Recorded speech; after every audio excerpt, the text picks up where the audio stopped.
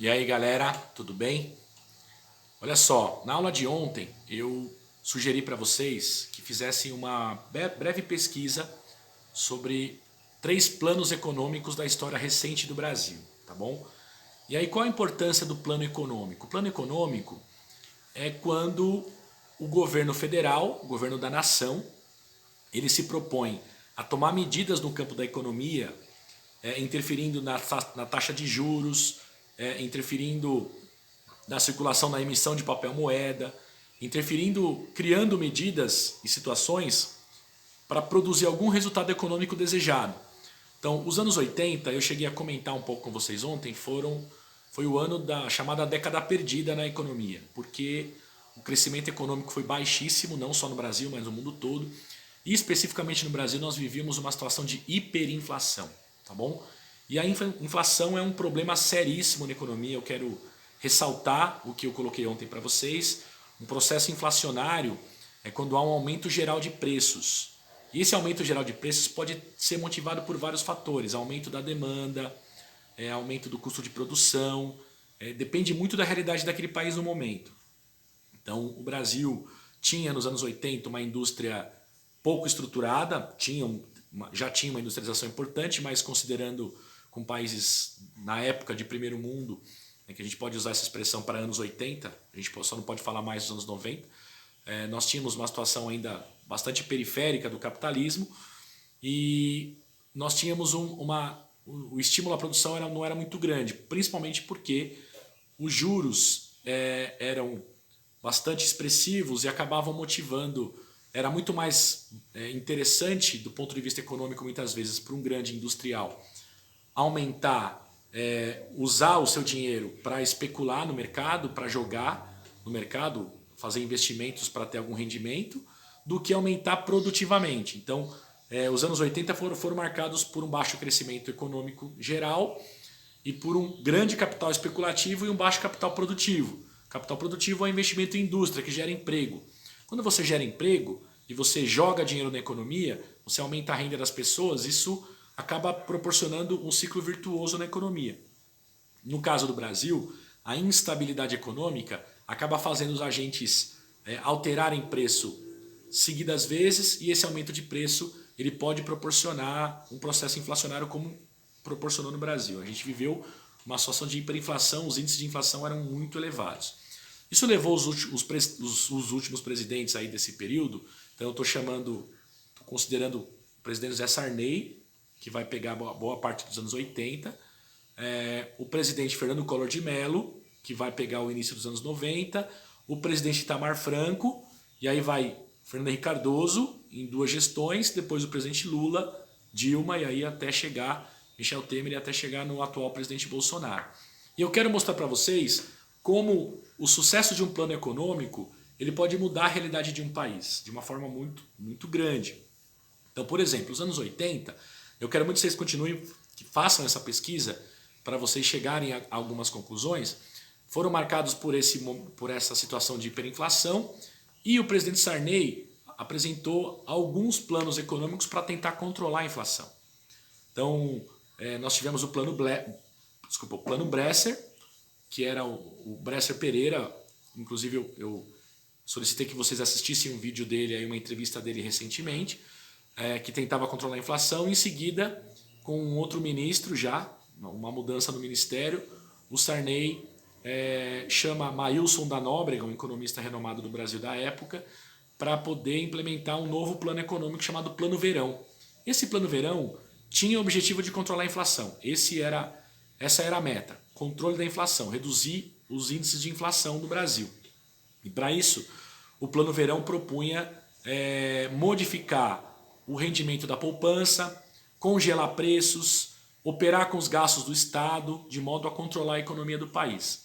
Infelizmente, não teve resultado. Esse Plano Verão provocou desajustes na economia e não conseguiu controlar a inflação. Então, a gente entra nos anos 90 sem uma solução para esse quadro.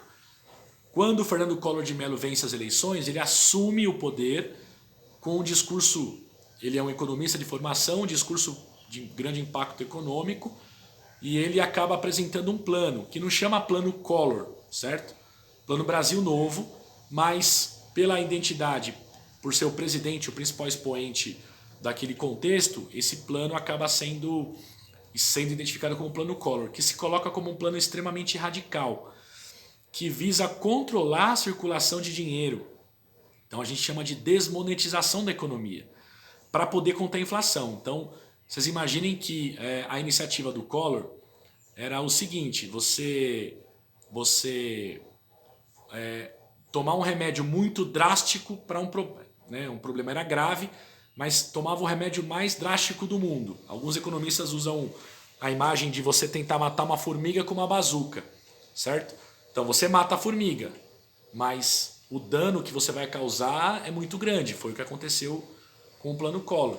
Então o Brasil, com essa medida, conseguiu controlar a inflação, mas a geração de emprego foi comprometida, os investimentos foram comprometidos, o investimento produtivo, a circulação de dinheiro caiu, a renda média da população caiu, ou seja, o caos se instaurou, certo? E houve uma medida drástica, que também tem a ver com a poupança, que foi simbólica no chamado Plano Collor, que era o sequestro da poupança. Ou seja, durante um período, o Collor estabeleceu a obrigatoriedade do congelamento da poupança e ninguém poderia mexer na poupança. Então esse dinheiro estava lá parado e você não podia sacar mais. Só que muitos brasileiros da época tinham na caderneta de poupança o investimento da sua vida. Investimento da sua vida. Muita gente guardava dinheiro na poupança e em um dado momento se viu impedido de sacar esse dinheiro e usar esse dinheiro. Então isso causou um pânico geral na economia, na população e a economia virou, as pessoas ficaram extremamente preocupadas. É um dos fatores, inclusive, que gerou uma grande impopularidade do presidente Fernando Collor de Mello e acabou motivando o seu impedimento, o seu impeachment. O presidente Fernando Collor sofreu um processo de impeachment e assumiu já em 92 para 93 o seu vice, o mineiro Itamar Franco, certo? Que era o vice-presidente da época, acaba assumindo o governo. O Itamar, quando assume diante desse cenário econômico caótico e vai ter na economia a sua grande meta, seu grande objetivo é organizar a economia e restabelecer a estabilidade, trazer a estabilidade que não teve. Então a gente estava vindo de planos econômicos que não tiveram sucesso, não tiveram êxito, e a grande tarefa do Itamar era justamente equacionar isso. Então o Itamar acaba criando uma equipe econômica, trazendo os principais economistas aí do Brasil, das universidades do Brasil, e dando para o então senador Fernando Henrique Cardoso a tarefa de coordenar esse processo, tá? Então tivemos alguns outros ministros, o próprio ex-candidato a presidente, o cearense Ciro Gomes, foi um dos ministros do Itamar Franco, que ajudaram a implementar o Plano Real. Então, o Plano Real foi um plano que modificava totalmente a moeda, acabava com o cruzeiro na época e criava o real, fazia uma mudança, uma conversão do valor da moeda. Então, o que era 1.000 passa a valer 1, certo? Então, por exemplo, essa caixinha custava 5.000 reais. Aí ele cortou 3 zeros, então passou a custar 5.000 cruzeiros, passou a custar 5 reais. Houve uma transição ali da moeda a partir da chamada unidade real de valor. Então, se vocês pesquisarem no detalhe, vocês verão como foi esse processo. Só para resgatar, o plano Bresser também mudou. Então era o cruzado, foi para o cruzado novo. Depois o plano Collor acabou criando o cruzeiro real. O cruzeiro, depois o cruzeiro, e assim vai, sucessivamente vários nomes. Por isso que as moedas brasileiras foram mudando de nome ao longo da sua história, porque os planos econômicos também mudavam o nome da moeda. Mudar o nome é só para dar uma demonstração para a população, principalmente de que alguma coisa está acontecendo no campo da economia. E o plano real, diferente dos planos anteriores, ele vai trazer uma estabilização importante para a economia, vai trazer uma política cambial que no primeiro momento vai ter um sucesso importante na paridade do real.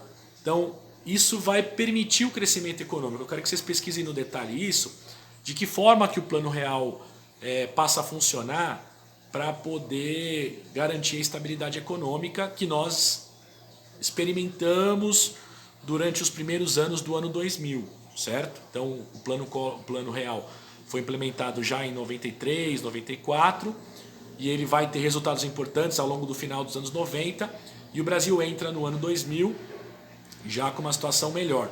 A situação econômica não era tão positiva, havia desemprego, mas o governo a partir de 2003 ele começa se aproveitando justamente dessa estabilidade econômica do Plano Real, ele começa a atingir patamares de crescimento econômico. E esses patamares vão chegar a praticamente até 2013, até quase 2014, quando o Brasil é acometido por uma grande crise política e econômica muito forte e que até hoje se abate sobre o nosso país. Mas o que eu quero chamar a atenção de vocês é como a economia interfere na vida das pessoas, certo? Então, geração de emprego e renda, o poder econômico, o poder de compra da população, certo? Então, a economia é uma engrenagem. A gente tem falado, eu usei sempre essa simbologia com vocês. Se um elemento da engrenagem não funciona, o resto vai sempre sofrer. Então, é interessante pensar em como as coisas estão conectadas, estão interligadas. E nesse momento de isolamento social, em função da pandemia, uma crise econômica, é importante destacar como a economia ela vai impactar na vida das pessoas, impacta muito na vida das pessoas, e por esse motivo que eu propus aqui nesse itinerário que nós discutíssemos o tema da economia, tá bom? Então a gente volta das férias em junho e eu retomo com vocês algumas questões para a gente poder fechar esse módulo e começar um assunto novo nesse itinerário de ciências humanas dentro da geografia. Legal? Quero agradecer a atenção de vocês, desejar boas férias para vocês e quero muito que vocês assistam às aulas e façam as atividades propostas para a gente poder avançar, tá bom? Um abraço a todos e todas. Tchau, tchau.